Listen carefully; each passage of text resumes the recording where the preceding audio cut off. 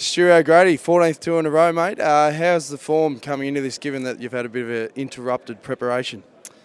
Yeah, look, I'm raring to go, motivated as ever. Yeah, did have a bit of a speed bump, I guess, with the crash in California, but things have healed up.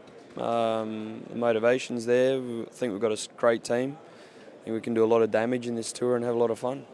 Now, the tour, a lot of talk's been about the cobble stages early on, given your experience and your success with the Paris-Roubaix and Fabian. How important is that experience going to be for the rest of the team to get through and not have any crashes? It's going to be pretty vital, I think. I think that stage is going to be carnage, pretty much.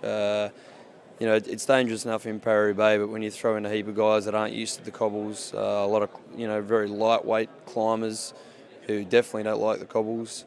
500,000 people on the side of the road, a few helicopters, dust. I'm sure it's going to be good television, but you're going to need some guys that, in the team with experience, and Fabian's the best in the world over the cobbles, so we'll do our best to protect the guys as long as possible. But it's going to be interesting. What about yourself? Is there a chance you can sneak up the road and get a bit of the old personal glory happening? That'll kind of depend on team orders, I think. You never know. There's some days where we're going to want a rider in the breakaway to put a bit of pressure on the other teams. Whether or not it's me or Yenzi or one of the other boys, we'll wait and see. You're saying how strong the team were. Bjarni said in the press conference this could potentially be the strongest team ever seen at the Tour de France. Now, you've been around a while, mate. Would you agree with that statement?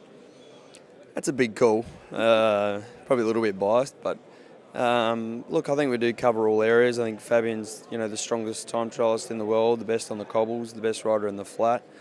And the two Schleckies are definitely up there amongst the two best climbers in the world. And amongst that, you've got Danish champions. You've got guys with a lot of experience.